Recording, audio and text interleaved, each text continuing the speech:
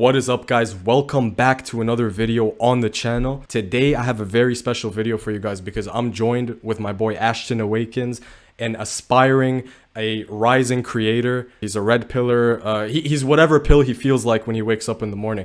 But today we're gonna rank it from hope all the way up to pure copium. So we have a bunch of copes. In dating, bro, copes just come out everywhere, right? Because it's a really sensitive aspect of life, and people just want to rationalize and try to like come up with things to help them accept realities better.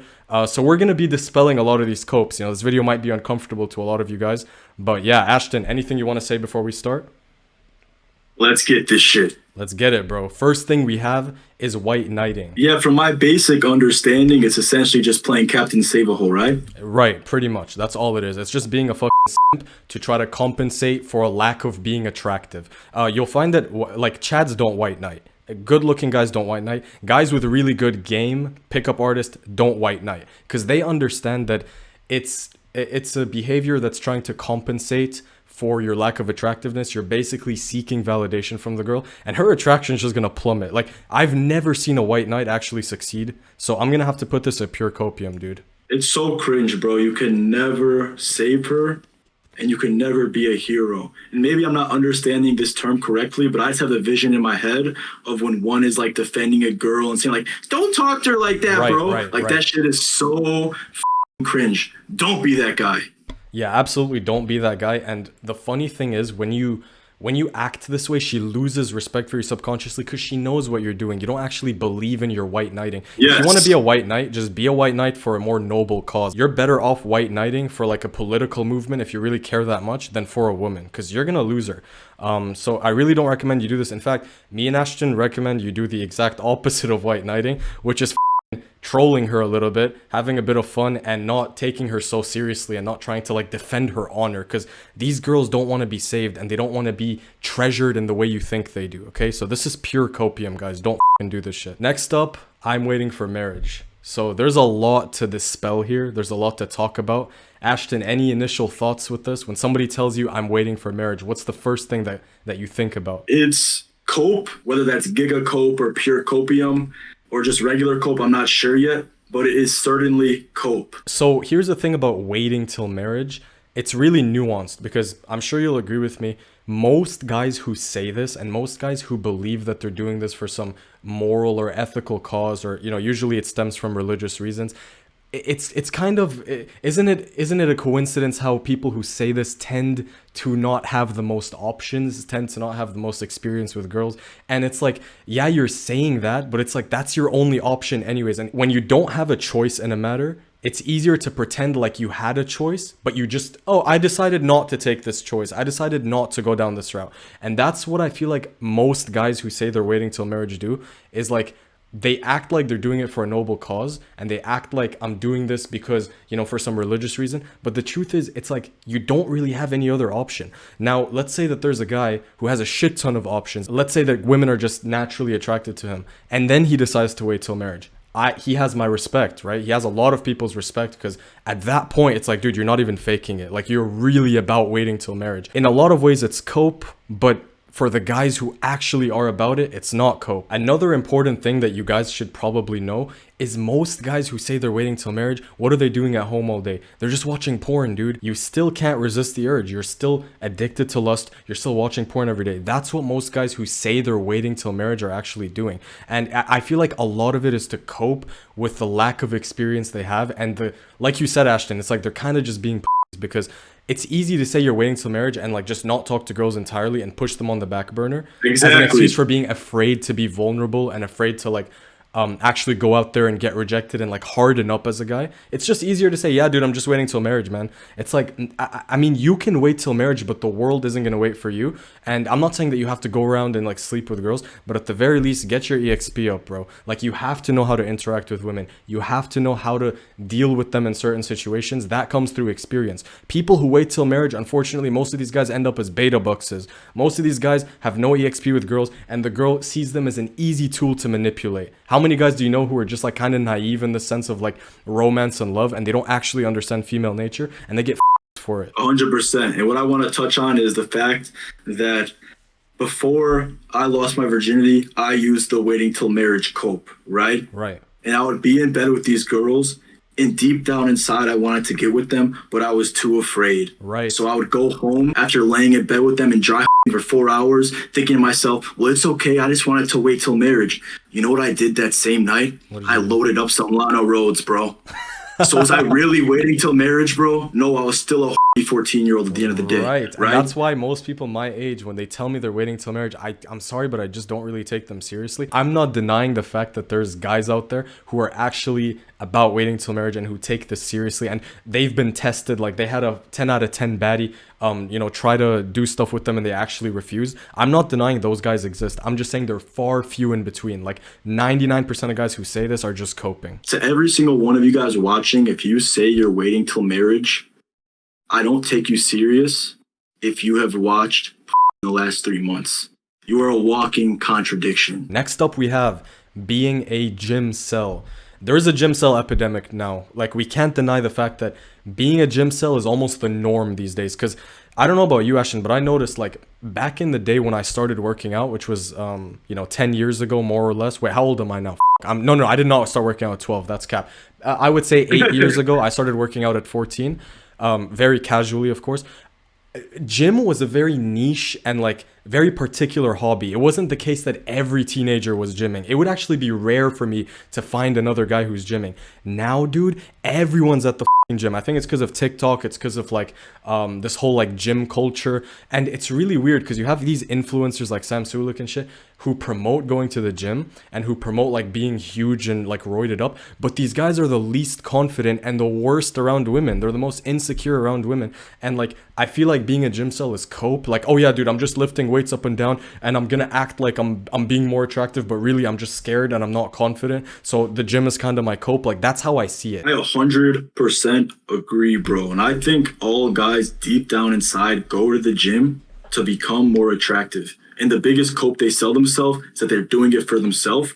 And the reason why the gym is a ineffective strategy for boosting attraction is because 9 out of 10 times guys become more ugly and less social after going to the gym. They fall into the gym cell route. They start worshiping Sam Sulik. They become fatter, uglier, more acne. There's this very weird trend in the fitness industry where like talking to women they're afraid of. I've literally seen guys, these gym guys saying that they're afraid to talk to women. It's a very lame trend. And this is the question you have to ask yourself when it comes to the gym. How many guys that are getting women consistently start going to the gym that aren't unhealthy, right? So let's say there's a healthy guy. Let's say he just plays sports and he's getting a lot of women. Does he have an interest of going to the gym? Fuck no, dude. Most guys, let's be honest, and I say this as somebody who does go to the gym myself, most men who go to the gym are there for, let's just say, reproductive opportunities. They want to improve their attractiveness. They were hurt in the past. It's okay to admit that. Yes, in the past, maybe they got bullied. Maybe they didn't feel attractive. Maybe a girl rejected them or broke up with them. And that is their motivation to go to the gym. Everyone who goes to the gym is there because they were insecure at some point, which is not me saying that it's a bad thing, but it just is a matter of fact, right? Because somebody who grew up naturally getting a ton of women, who played sports, I have a bunch of friends who were like that. None of them really went down the gym cell route. Like, yeah, maybe they had a few workouts a week. They took the gym really casually, but they didn't like lock in on their pre-workout, on this supplement, that supplement, this range of motion, doing it with this form. Like, they just didn't give a dude. And the gym is really, it does boost your attractiveness, right? It really does. If you go from having a fat physique or a skinny physique to having like a lean muscular build, I'm not saying that this isn't gonna make you more attractive to women. I'm just questioning how much more attractive does it make you? Because we're all sold this lie that transforming your physique will also, as a consequence, as a direct consequence, transform your dating life. I don't think that's true. I don't think transforming your physique transforms your dating life. It just marginally improves your dating life. It improves it to a degree where you notice, but not to a degree that you actually want. I became a full-time gym cell at around 17 years old after getting my heart broken. I actually even took SARMs at this age. I took MK677, and I thought that that broke my heart would see me get swole as fuck, and I would show her, and she would, regret her decision. She didn't give a and I just became fat. It was terrible. Right. It was the worst trade-off ever, bro. Right. Exactly. And I remember as well, like, I went to the gym thinking that it would make me stand out and it would make me more attractive when I was in high school. And it did to a degree, but dude, there were still guys who never fucking saw the gym in their lives, never lifted a metal up and down in their entire lives, and they were still getting more girls. So, like, this is not me going on a full black pill tangent, but there is a truth about when we're talking about pure physical attractiveness, right? This is social skills and game out of the window. Pure physical attractiveness, I can't deny, I just cannot deny the fact that your face and your height matter more than your physique, considerably more. Not just a little bit more, but considerably more. Okay, and it's okay for us to admit that. Like, we're not gonna cope and say like, oh dude, no man, you know, when you gym max, it's gonna make up for an ugly ass face and like being 5'3". What's going to make up for an ugly face and being 5'3" is pre-selection, fame, status, game, charisma, owning a room. That kind of stuff is what really makes up for being short and ugly, not just some extra muscle mass. The biggest thing when it comes to attraction is finding a way to make yourself stand out and become that 1%, 5%, and just become straight up unique. 10 years ago, the gym was a way of doing it. 10 years ago, having a shredded, fit, muscular physique was a way of doing that. Now, the gym is a worldwide phenomenon, bro. Everyone owns a Gymshark hoodie, bro. Going to the gym does not make you special anymore, bro. You know what I'm saying? Right. You need to find something that will actually make you stand out. Right. The gym is extremely saturated. It's full of, like, it's not that it's extremely saturated to where when you go outside in public, you're going to see a guy who has a shredded physique and is 10% body fat. That's not what I'm saying.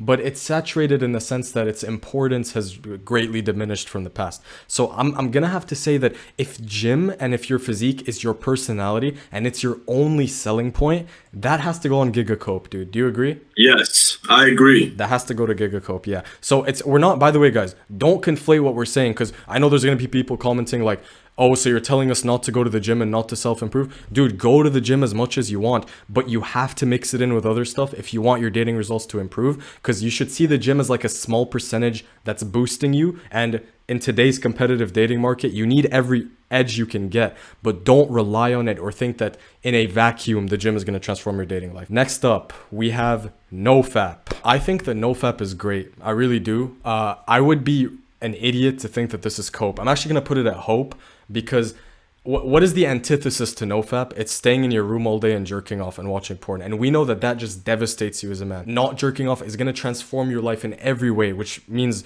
you're going to get better results at the gym. You're going to get better socially. You're going to feel more confident. At least that was my experience when I stopped jerking off. To each their own. Some people say that Nofap did nothing for them. Some people say it transformed their lives. But if you're addicted to something and you prove that you can stop, it really does take you to another level. So I'm going to say Nofap is hope. I guess I could see an argument for it being cope when people say, yeah, dude, I mean, this guy's just on Nofap because he doesn't get girls, or he's just doing retention as a cope because, he can't really get girls, so he just does retention. I agree for the most part. I'm just going to play devil's advocate here anyways, though, because what I see is a lot of guys putting Nofap and retention on a pedestal and valuing it as this almighty, like, self-improvement practice. And what they end up doing is placing the blame on it for their mediocrity. When the reality is, most heavy hitters in this world are still rubbing one out every here and there, bro. Do I promote this shit? Do I say it's good for you? Fuck no. But that's the reality. Let's say the top 5% man, right? Finances, everything, right? I would say maybe 1% of the top 5% are actually practicing retention and Nofap. Right. The other ones are still engaging in it here and there. Matter of fact, some of the biggest heavy hitters, like Kanye West, for example, billionaire, one of the most influential people of our generation. This guy's a chronic gooner, right? Right. Yeah. So you can't blame your mediocrity on Nofap and put it on a pedestal like this thing that will change your life, right? Okay. At the end of the day, dude. Yeah, I agree, but to counter what you said, you can't really cherry pick someone like Kanye West, because I could just say, well, yeah, Elon Musk, smokes weed and he's a billionaire. Therefore, everybody, you guys can smoke weed every once in a while. But it's better to like kind of take every edge that you can get. And I genuinely believe, dude, Nofap does free up a lot of energy, a lot of mental space. Like the difference between going a week or 2 weeks on Nofap versus when you just busted, it's a night and day difference. Like I don't know how people can live their lives in a baseline state of low energy. But again, that's me talking as somebody who used to be really addicted. Like, if you can manage doing the shit in moderation, more power to you. For me, it's all or nothing. So it's like I have to either be full on with NoFap, or I'm doing it 4 times a day. There is no in between for me. Interesting. Yeah, and I guess the point I was just trying to make is that you shouldn't pedestalize it, right? I see so many guys doing that shit because at the end of the day, dude, the dude that's on a 30-day streak, bro, that is counting every single day and acts like if he breaks that streak, his life is ruined. He's more of a slave and he is suffering 10 times harder than the guy that casually rubs one out maybe once a week, bro, and doesn't think twice about it and keeps shit moving, bro. Right. You know what I'm saying? Yeah, for sure. There's like this weird obsessive thing going on around NoFap where guys who do it are just so obsessed with their days and like the streak. That is a bad way to do it, of course. But Yes. NoFap, like when you look at it objectively, it's just the act of not jerking off, or at least jerking off less. We can call this less fap, if you will. That just has a ton of positive returns. I don't really think it has many negatives. People are going to talk about the prostate cancer or blah blah blah. Dude, listen, at the end of the day, dude, if you want to do it once a week, go ahead, be my guest, but you don't want to be addicted to this shit. So if we're looking at it from an addiction standpoint, this is absolutely hope. It's not cope. It's not going to make you more attractive to women directly in the sense that they see the glow. You know, if you believe that, fine. I think it makes you more attractive indirectly. You have more energy, you're more productive, people are more social because it's just like your balls are fuming with energy and you need a social outlet. You need to do stuff with your life. NoFap is a good fuel to start doing stuff with your life. That's why I'm going to keep it at hope. Next up, we have men peak at 30. A very, very common red pill talking point. Black pillars are fucking rubbing their hands together because they believe 100% this shit is cope. Like, if I was black pill, I'd put this at pure copium. But we can't deny that this has some truth to it. So let's break this down. Men peak at 30. Do they peak at 30 financially? I think that's true. Men peak later in life financially. Do they peak later in life physically? So you can see how if you have a black pill worldview, this just isn't true. Because if you think looks is all that matter, I think a 25-year-old guy is going to be at his prime looks-wise compared to when he's 30. So if we look at like men's SMV compared to women's SMV, I think that a man peaks at 30 in the sense that, you know, he may be able to be more mature. Women may see him as a better provider or a better suitable partner long term. But I don't know if they peak in the sense of like having more, you know, reproductive opportunities and having more sexual access. Like the Chad at college, don't you think that he probably has more options than the guy who's like a 30-year-old working at a corporate job, but he's a millionaire though? I don't know, dude. I don't know what to think about this. On a serious note, from the red pill lens, some of these guys are so extreme to the point where they say, you know, you peak in like your 40s, bro, which is kind of delusional. And then from a black pill lens, you hear, you know, people say around 18 to your 20s is when you peak because your looks are primed and all that shit. I would say somewhere in the happy medium is the reality. Probably 25 to 35 years old, you're going to have, you know, the best of both worlds. You're going to be more mature. You're going to have your finances up. You're still going to be in your youthful, you know, attractive years. So I would say a man's prime is probably 25 to 35. Oh yeah, and it is also worth mentioning, like, most guys don't peak at 30 because most guys don't put in the work. Remember, there's always this underlying prerequisite to the idea of peaking at 30, which is that you have to be better than you were at 20. Most guys fall off after like 25. Like, they don't peak at 30. They get fat, they start balding, they get uglier. Like, and so yes, like most guys actually don't peak at 30. Most guys SMV actually kind of drops. The only thing that boosts is how much money they make. But if the only selling point you have is your money, you're just a beta deluxe. You're just a beta male who is providing for the girl and you have nothing else to offer, and she's going to disrespect you and she's probably going to withhold intimacy. So the idea that men peak at 30 is really relative. It really depends on who you are. Some men absolutely do. They absolutely kill it in their 30s. Some men just completely fall off. So, you know, I would say it's not cope if you have the right awareness to make this a specific reality. That's interesting because men are becoming less and less mature as time goes on. So a 20-year-old 20 years ago is much different than a 20-year-old now. Like a 20-year-old now is like a little girl, right? Right. So it's almost like in these next generations, in the future, in the recent future, or in the near future, excuse me, I feel like men peaking at older ages will be more and more a reality based off men becoming less and less mature. I mean, if you just compare like how much a 20-year-old guy, average 20-year-old guy struggles in dating compared to when he gets older, just based off anecdotes and testimonials, it does seem like when guys approach their late 20s, they do have an easier time dating. They really do. It's not the case that like you indefinitely start to increase your value as you get older. Like a guy who's 40 probably is going to have less options than a guy who's like 27, 28. So I think it does peak at a certain point. But yeah, I think I don't think it's cope. I don't think it's cope at all. All right, next up we have the wall. So the wall is basically the idea that women, you know, they're born with a really high SMV because their inherent value is beauty. It peaks at like 22, 23. And then soon as they age, they hit a wall where their SMV pretty much plummets. For those of you who don't know, by the way, SMV stands for sexual market value. It plummets, and as a result of it plummeting, they have a harder time finding options. And some even claim that a man's SMV surpasses a woman's SMV at age 30. So if you guys look at this chart here, I'm sure you've seen it before on like red pill forums. Women's SMVs peak at like 20 something. Men's peak at, I don't know why this says 40. I think that's a little bit too extreme. But there's a certain point where a man's SMV crosses a woman's. I think this is cope. I think this whole idea is cope for the simple reason that no matter how old a woman is, she's always going to mog a man in terms of options. Like, you're just not going to compete with a woman's sexual market value because she's always going to have more options than you. If I made a Tinder account for my grandma, I'm sure she would get more options than me. You think? Dude, have you not seen or average women get like hundreds of matches? Like hundreds of Your grandma though? Your grandma though? Dude, I don't know about my grandma, but I did see a case where some dude actually, like, this is a genuine Tinder experiment. I saw this too. His grandma mogged him. She literally mogged him. Yeah. So it's actually brutal. It's not like the guy's a Chad or anything, so. But yeah, even then, dude, it's like, that's so brutal. In my lens, yes, they do. But in the world's lens and reality's lens, no, they don't. Yeah, absolutely. Because men are simps now. Like you said, you reminded me about that one scenario where that grandma went on Tinder and got all those likes. I saw that video as well, bro. So this is the reality we actually live in. Guys are simps and treat fours and look scale and expired hoes like gods, dude. So right. So I don't even think there is a wall. There might be a wall in the sense of like you're not going to get the best possible guy, sure, but they're always going to have a guy willing to provide for them, willing to protect them, willing to over them. So I'm going to say this idea that there's a wall is cope. Next up, obsessing over your looks. So Ashton, you make a lot of Tinder videos.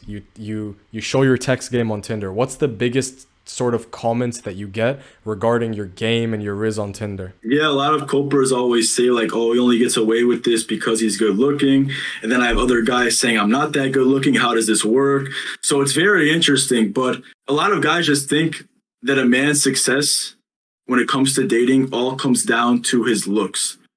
And I just view it as initial attraction versus retaining a girl. It's two different things, right?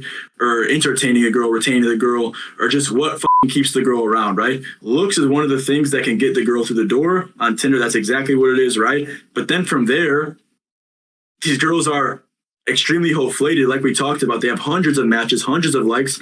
What's going to be the thing that makes you stick out? Game. It's going to be game. It's going to be charisma, right? So your looks can get a girl through the door, but then from there, you could sell. You know what I'm saying? And I've seen it so many times, bro. You'll notice this about a lot of looks maxers, is they tend to like be...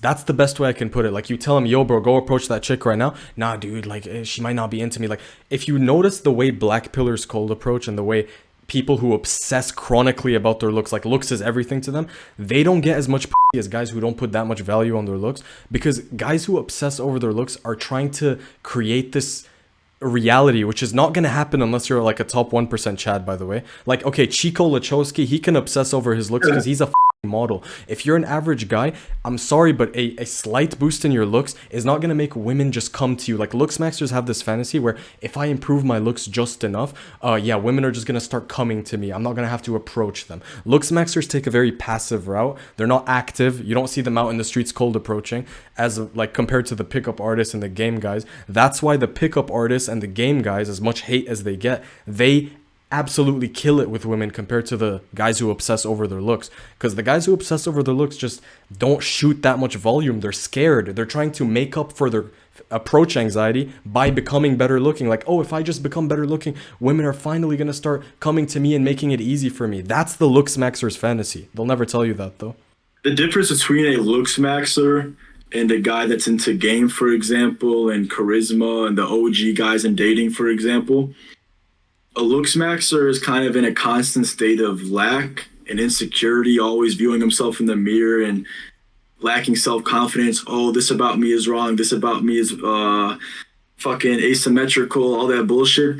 Whereas a guy that's just into game and social skills, he actually has delusional self-confidence, which some will actually view as cope, but in reality, it will actually help him much more than the guy that's hella hyper analytical. Right. Yeah. So I guess there's two sides to this. There's people who are going to say, no, if you're taking the game route and you're approaching a bunch of girls, you're the one coping because you don't have the looks to be like Chad and not try. Whereas my perspective is actually different. My perspective is if you obsess over your looks, you're trying to make your looks compensate for things that you don't have, which is confidence, the ability to approach, the ability to like go out and get it your damn self instead of just expecting things to fall on your lap. That's the one problem I have with looks maxers. Of course, you know, improve your looks. You're never going to lose by improving your looks.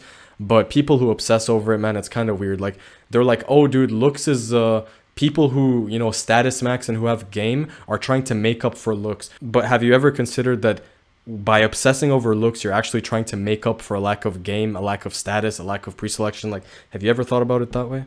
Most people haven't. All right, next up we have MGTOW. So MGTOW stands for men going their own way. The problem I have with MGTOW is, again, like, I don't think that it's motivated intrinsically. Like, I'm doing MGTOW for myself. MGTOW people feel like they're doing it for a greater cause, which is that, like, once we go MGTOW, women are going to start to notice that men are going their own way and they're going to start changing their behavior. The problem is, for every one guy that goes MGTOW, there's 10 simps willing to orbit a bitch. So no matter how much MGTOW you do, it's never going to nullify the sheer number of because let's be real, MGTOW is always going to be niche. There's not going to be that many people in it. It's just not possible to make a change unless you have a lot of people in a community. And MGTOW is always going to be small. Like, most guys are just not doing MGTOW. So I'm going to have to put it at cope, unfortunately. Yeah, I would agree. And it's an unfortunate cope because when people analyze the current dating marketplace, they often like to place all the blame on the hoes, right? Oh, the dating marketplace is cooked because girls are hoes, blah, blah, blah. But the real issue is the guys that are tolerating and celebrating this hoe-like behavior, right? And over it. Yep. So if there was a crazy big movement for guys to stop and stop subscribing to OnlyFans and shit like that, yeah, this would be actually great. But like Yusuf said, bro, for every one guy that takes a stand against, what is this called? MGTW? What is it called again? For every guy that MGTOWs, bro, there is 10, bro. Yeah, that's the unfortunate truth. You're not going to create any societal changes. But I mean, if you do it for yourself, more power to you. Next up, this one's a huge one. Thinking culture or religion changes women. This is a big cope that guys need to get out of their head. Oh, bro, but she's religious, bro. Or, no, dude, she didn't grow up that way. Her culture's different. Oh, she wouldn't go for this type of guy. She wouldn't go for a guy who does this. She would stick to her values and her morals. And yeah, maybe like unicorns and 0.001% of women, but most girls, regardless of how they were raised, regardless of the religion they're under, guys, religion and morality and culture and ethics will never be able to override a woman's hardwiring and who she's attracted to. She is attracted to who she is attracted to. No amount of programming, no amount of value installation is going to change that. So you need to get this idea that culture or religion changes female nature and makes them different. It just doesn't. I'm sorry, but for most girls, it just doesn't. You guys look at, traditional cultures and like the Middle East and stuff and think the women there are better. They're not better. They're just raised under different circumstances. And what they're able to do is different. In other words, they are repressed in a way. But whenever they go to the West or when they go somewhere where they can exercise female nature, they often do. So I think thinking culture or religion changes women is such a pure copium. Guys who like fantasize about trad girls or fantasize like, dude, I want a religious girl so bad. You just don't understand female nature. The guys that fantasize about traditional girls and these religious girls are falling into the exact trap that these girls want them to fall into. No girl has an actual belief system. They're not like men, where men believe in something, even if it doesn't suit them well when it comes to how they're to be perceived by society. Women just have a belief system for the way that they want to be perceived by society. So if a woman is somewhat smart, they will realize, okay, the high value men in society tend to be attracted to traditional girls, girls that like to cook, girls that are religious, et cetera, girls that present themselves as pure, you name it. So if I present myself as such, I will likely get more attention and more of these high value men to over me. I see right through that bullshit, bro. Yeah. You know what I'm saying? I don't believe in this whole like, yeah, there's the unicorns, like Yusuf said, the 0.01% that were maybe raised properly and maybe actually believe in their religion and love being traditional, all that shit, and wear a dress 24/7. But most of them are just putting on a show in an attempt to attract the quality of men that they want to attract. That was a bar. Let's go. Dude, I like how you brought up the aspect of a woman changing depending on how it's going to benefit her. A really good analogy that I like to use is that women are chameleons. That's really all they are. Chameleons change and mold according to their environment. If she happens to be in a religious environment with these certain values, of course she's going to be that according to the people who want that. Because again, women are survival oriented. They're just survival creatures. So if they can act like they're religious to fool some guy who actually falls into the fantasy and shit, boom, they just secured a high value guy who fell for a certain illusion. Again, they paint whatever they want you to see. A woman is who is in front of her, you know? So their identity is moldable. They change according to what benefits them and what's best for them. And that's not me shitting on them or saying that they're bad for doing that. It is what it is, okay? It's a survival strategy and it works, so they're gonna keep doing it. And it's genius. That's what they should do, to be honest. They should present themselves in the way that high value men would actually attract to. Right. More power to them. Yeah, more power to them unless they're lying about it or they've done some shady stuff. That's where it gets dangerous. That's where it gets dangerous. And that's kind of the reality 9 out of 10 times. Because a lot of times, bro, girls that make that 180 switch and just randomly become religious overnight, they have a lot of shit in their history. You know what I'm saying? Yeah. Be very skeptical if she just suddenly becomes religious and she wasn't always that way. That's all I'm saying. Right. It's usually if you start seeing like, yeah, bro, if these start posting John 36:14, bro, it's over with, bro. Next up, we have geomaxing, or being a passport bro, or traveling to a different country in pursuit of different women. I don't think this is cope at all. I think you should go to where you are appreciated and where you're desired. You're not really going somewhere else because the women there are different. Like I said, women are pretty much the same everywhere. You're just going somewhere where the competition is weaker, right? Because let's be real, right? Like a guy who's a high value man in the West, he's going to be an even higher value man in Thailand or in Bali, Indonesia. Like he's just going to slay more there. You know, his comparative value is going to be higher. So I understand why guys geomax. The only time I would say it's cope is if you're doing it because like you genuinely can't get where you are. Like I feel like it's kind of like you're internally taking an L. It's such a huge hit on the ego to be like, damn dude, I can't get any bitches in the US. I have to go somewhere else. I have to go to a whole other country just to even have a shot at girls. Like in my opinion, that's just so brutal. I get why some guys are inclined to do that, but and I feel like guys believe that when they go to a different country, all of a sudden everything will change. And yeah, they might get selected a little bit better in a different country if they're tall, if they're handsome, if they're just foreign and they can get that fucking green card, right? Right. But still, dude, if your game is lackluster, even these Colombian girls will play you, bro. They'll 90-day fiance. They'll 90-day fiance your ass, bro. Yeah, and that's the sad reality about geomaxing. A lot of guys who do it just end up beta bucksing somewhere else. So they just end up being like these currencies for these, you know, because third world country girls, it's not that they're necessarily attracted all the time, though it obviously can be the case, to the geomaxer. It's just that they see him as a piggy bank, a financial opportunity. That's why these guys end up going to Brazil and these poor countries where these women look at them. And half the time, the women they attract are mid too. So imagine geomaxing only to end up with mids. Like that's so brutal to me. But I'm not going to say it doesn't work because obviously it works, right? Like guys who geomax get results. So I'd be an idiot to just put it at cope. Like cope is something that you think is going to get you results but doesn't. So would you agree with me that it kind of has to go in hope? I think it's maybe not cope. Hope is a little bit too optimistic, but it's definitely not cope. You know what I'm saying? Yeah, I can work with because that. at the end of the day, it's an awesome strat, dude. And that's the reality, bro. It's like, let's say you go to one of these South American or Southeast Asian countries, right? Your cost of living is significantly lower. And then on top of that, you're getting selected much more by women. Like, why wouldn't guys be doing this shit? All right, next up we have she's not that type of girl. So Ashton, you ever hear a guy, like let's say one of your boys, and then you ask him like, so like what happened on the first date? Did you guys kiss or did you guys do anything? He's like, nah, dude, she's not that type of girl. Or, oh, have you guys like done anything yet? Or have you guys met up yet? Oh, she's not that type of girl. She's waiting till marriage, or like she's religious.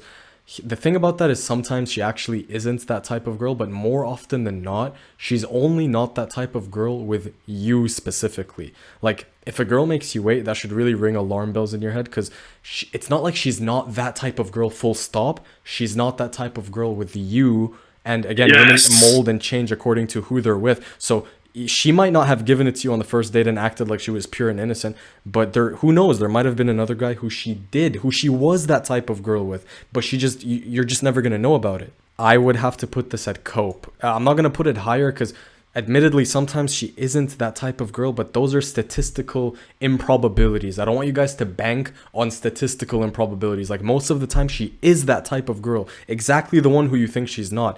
She's just portraying an image to you. And this particularly happens to really successful men, because what women will tend to do is when they notice that you have money and you have success and you have a reputation and status, they don't just give it to you like that. They give it to you like that when they're like, okay, I'm probably never going to see this guy again. He's a random guy. He's good looking, whatever. When they perceive you as like a guy who they want to be with long term, they play the long term game, which is feeding you the illusion of purity and innocence, because they know guys eat that up for breakfast. Next up, we have delaying women to chase money. What do you think, Ashton? Delaying women to chase money. I think women in dating could supercharge your entrepreneur journey, bro. Really? I kind of disagree, dude. I think there's no way you can possibly paint women as something that is not a distraction. That's just my opinion, though. Yeah, but I mean, no one's hustling 24/7, bro. Right. Like, Okay. at the end of the day, everyone has their leisure activity, bro. For some people, that's watching for some people that's watching anime, bro. For some people that's playing video games. For some people it's just being social in general and going out on the weekends. Why can't dating be that leisure activity for you? For me, that's one of mine. You know what I'm saying? I don't like video games. I don't like watching movies or watching anime or some shit, bro. For me, my leisure activity is socializing with real humans and dating, bro. And these two things actually supercharge my entrepreneur journey, bro. Because I understand the better I become as an entrepreneur, the higher my status becomes from a more superficial lens as well, the better my dating life and social life will be. I'll network with better people. So like giving myself a taste of the little improvements I'm making with women and socially, it's a great motivator for me. Yeah, I guess guys fall into this trap where they're like, dude, now I'll push women to the side once I achieve success, then I'll interact with women. So guys in their earlier mid-20s, bro. I guess that's the worst, because it's kind of a paradox, because you're not chasing women to chase money so the money can get you women. Because let's be real, you're chasing the money because you think when you become successful and you get the money, the women will come to you. But they're only coming to you because you're a piggy bank again. So it's important to develop some female nature awareness, some game, get yourself in the field as well. You don't have to go too crazy. You don't have to be a guy who dedicates his entire life to pickup, but delaying them completely, as in I'm not talking to any until I become a millionaire, I don't think that's the optimal move. I think you can do both. Bro, you need to have dating experience before you make it. And whatever that means for you, whatever making it means to you, getting a certain job, a certain business, taking off, whatever the making it means to you, you need to have experience with women beforehand, because you don't want to end up like one of these guys that make it and have no experience with women and they get over, bro. Next up, we have I self-improve for myself. Oh my God, this like this is just pure copium, because people who say this don't have an awareness of why they do things. Like, okay, the only time where this isn't cope is if you define it in the sense of like, well, getting women is kind of for myself, right? I get women for myself, so I'm still doing it for myself at the end of the day. That's true. But when people say this, they know exactly what they mean. What they mean, in essence, is if women didn't exist at all, I would still be self-improving and doing all of the things that I'm doing. No, the you wouldn't, because you're biologically hardwired to maximize your survival and reproduction, and a big part of reproduction, or I should say the only part of reproduction, is women. So don't act like you don't do this inherently or biologically to get more girls and to get more opportunities. In fact, there's power in admitting that to yourself. Where there isn't power is lying to yourself and acting like you're too good or somehow beyond what God created you for, or what you're or if you believe in evolution or whatever, what that is intended for. You're just coping. 100%, bro. Everything that is external and physical when it comes to practice, whether that's trying to get your finances up, trying to get in better shape, you fucking name it, dude, they all have an external motive, right? Every single one of them. And deep down inside, for every single man, that motive is woman. You want to become richer because you want to attract more women. You want to become in better shape because you believe it'll help you attract more women, right? The only thing that has an internal motive is something that's an internal practice, such as a spiritual journey, right? So other than that, dude, everything that is external is an external motive. Yeah, and the gym cells kind of fall into this self-improve for myself, bro. Like, I gym for myself, bro. You know what that's equivalent to? It's like a girl saying, oh, I only put on makeup for myself. I don't do it for men. Bullshit. When girls say, I post on Instagram for myself. Women want a masculine man with purpose. This is pretty nuanced. I think purpose helps in keeping a woman, because like if you date a girl long term and she sees that you have no plan, no purpose, no ambition, that's going to reduce her attraction. But I'm not convinced that purpose is inherently biologically attractive to a woman, because what does it even mean to have purpose? That's so subjective. Oh, women want a masculine man with purpose. The 20-year-old college Chad doesn't have fucking purpose, and he still gets a shit ton of girls. So I think guys who try to purpose max in hopes that like, oh, women will notice how ambitious and purposeful I am, like, I think that's cope. But in the sense of like long-term having a purpose, that's important. And also we know that having a purpose is good for you. We're just saying if is it cope in the sense of getting women? What do you think? Yeah, women don't care about your hopes and dreams, bro. They just care about results. They just care about results, and they'll just be there once you're at the finish line, dude. And it doesn't matter what your purpose is. Like, you could have gotten to the finish line being a lumberjack who makes $1 million, or you could have gotten there being a YouTuber or a doctor or engineer. She doesn't actually care about what the purpose is, as long as the purpose is making you rich and successful and famous. That's all she gives a about. Let me ask you a question. I don't know how much time you got. What do you think about the unicorn scenario of like a Conor McGregor, for example, where his wife stuck by him when he was chasing his dream and believed in it?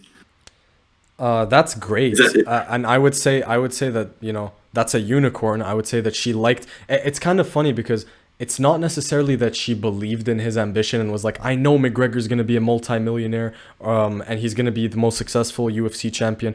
She didn't think that way. She just liked him for who he currently was. Like, even if McGregor never achieved success, even if he never became famous, his wife still would have been with him regardless. So it's not that she was with him when he was down. No, his down, she perceived him as still having value.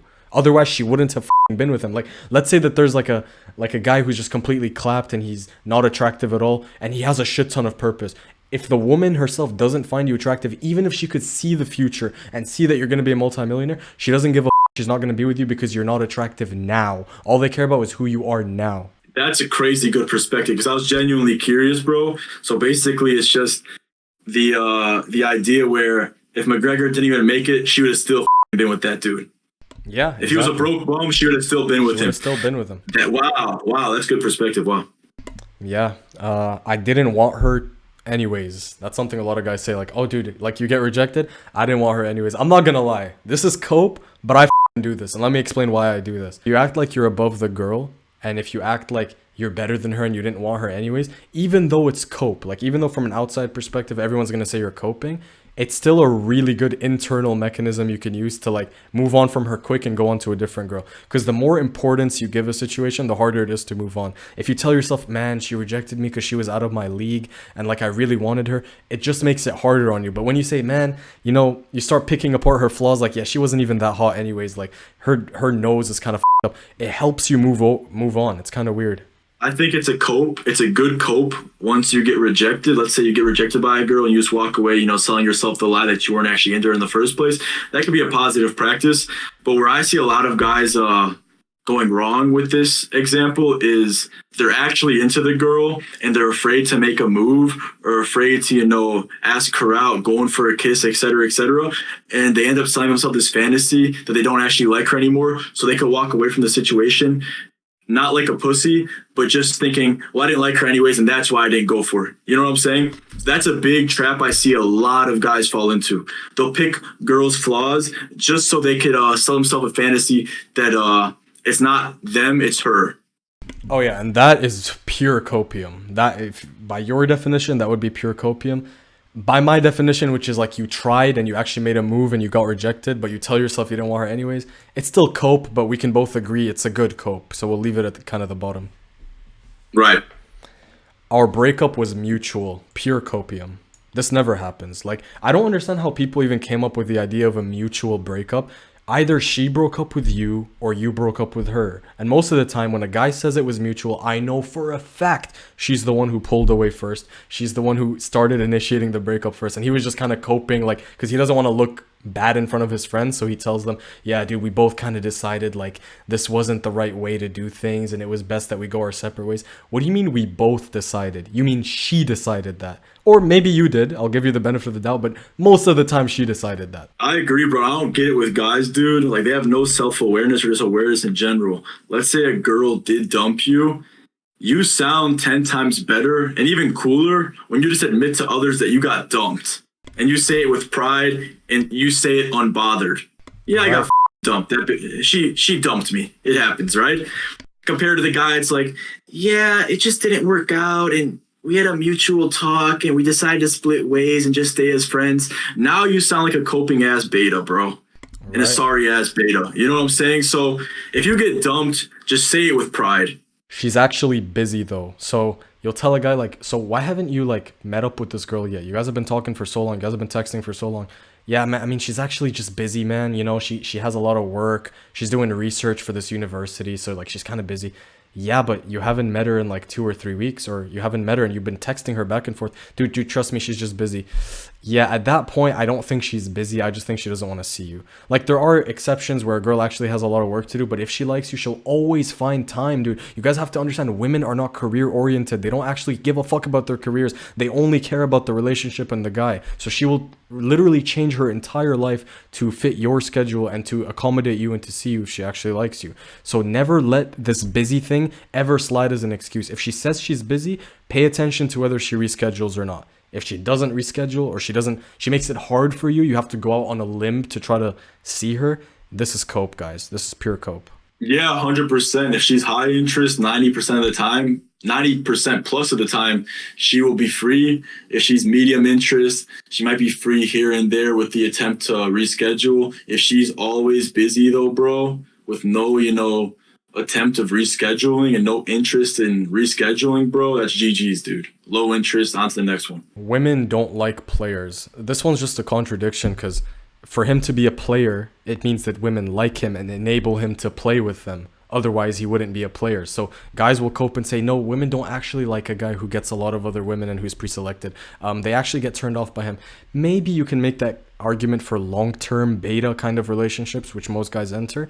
But as far as pure, raw, genuine desire is concerned, I don't think they give a whether you're a player or not. You're hitting the evolutionary triggers that attract her, which is pre-selection, which is the ability to have social awareness, have game, engage her emotions. They actually love players. All right, next up we have she's playing hard to get. What do you think, Ashton? When a guy says, man, she's playing hard to get, is he coping or does it depends, because if a guy's actually saying she's playing hard to get, I would assume he has very little female nature IQ and very little game. Because the reality of when she's actually playing hard to get, it could be viewed as a shit test, or it could be just a shit test. Right. But when a guy is saying like, oh, she's playing hard to get, he's probably not passing those shit tests. You know what I'm saying? Right. But we can agree sometimes it does happen where she plays hard to get. Yeah, that's like shit testing, right? But the guy that views it as playing hard to get and not a shit test, he's the guy that's going to, take the L. Yeah. I would say there are some cases where she plays hard to get. There are also cases where she's not and it's just in the guy's head. But most of the time it's just in your head. It's not that she's playing hard to get. 99% of the time, she's just not that interested in you. That's a brutal thing I had to learn because my ego, it's like for me, my ego has a really hard time accepting when a girl doesn't like me. So I'll always make these like mental rationalizations like, yeah, I mean, she's just playing hard to get. She's just, no, dude, sometimes you just have to take the L and say, yeah, like there's nothing else I can do. Fuck it. So I'm gonna say that this is cope. Chad doesn't have to try. You know what that's like saying? I made this analogy on a community post. I was like, when black pillars say, oh, but Chad doesn't have to try, so if you have to try, it's over. That's like saying, oh, someone was born into wealth, so if you have to work hard to get rich, it's over for you. It's just such a dumb like thing to say. Like, yeah, better looking Chads may have to try a lot less. Like they just get more matches and they like bitch just come to them more easily. And I'm not saying like, oh, you have to try and like jester max and like try so hard. Like that's not what I'm saying. But dude, if you're not getting approached by women and they're not coming up to you, then dude, just start approaching. It's not that deep. Like sometimes you got to go out there and, you know, take some initiative a little bit, like run some game, dude. Yeah, Chad may have to run less game, but he still has to try a little bit. If Chad locked himself in his room, I guarantee you women aren't going to start spawning in his bedroom. Like it just doesn't work that way. Unless he's like a top 1% high status famous Chad, then maybe. But even Chads have to try a little bit. So what do you think, Ashton? I think this is Giga Cope. Now I'm gonna put this at Cope. Chads don't have to try. Yeah, I would say Cope. Pretty much Cope, yeah. All right, last one. Men and women can't be friends. This is pure copium. Just because you think they can't be friends doesn't mean they can't be friends in reality. Consider a case where a man and a woman are not attracted to each other. They can be friends. I'm sure you've had a woman who you actually didn't want and who maybe she didn't want you and you guys were friends. And here's the beautiful thing about male to female friendships. The only time they can't be friends is if you want her, but she doesn't want you. In that case, you guys can never be friends. It's never going to work. But if she wants you, but you don't want her, you can always be friends. This is always a possibility. And in fact, it's better for you to do that because now by having female friends, you get to be introduced to more people. You get to know more women. You get to be pre-selected. You get to go out and do fun stuff. So I think guys who don't have female friends are really missing out on a huge part of life. I agree, bro. I think the biggest mistake guys make is they become best friends with some women, right? Or their best friend becomes a chick. Right. This is where I think it becomes a little bit tricky, and I think it becomes dangerous because then 9 out of 10 times the guy ends up catching feelings for that girl, right? Whereas the girl just leads him on for eternity in the friend zone. Right. But just from basic friendships, girls you socialize with, go out with, this is very good and very positive for a man's life. Because one, it demonstrates social proof, right? With your actual dating life. 2, it can connect you with other girls that you would actually want to date. And 3, the more you talk to women, whether that's just from a friendship point of view or a dating point of view, you become better with women. You gain that XP. You know what I'm saying? So even from a casual friendship point of view, when it comes to women, you're still becoming better with women. And that fully wraps up the tier list. I hope you guys enjoyed Ashton's presence on the channel. If you guys want to check him out, I'm going to leave a link to his channel in the description. He makes a lot of in-depth videos helping guys with their game, helping guys with online game, with confidence, charisma. So again, link in the description if you want to check him out. And yeah, we're out.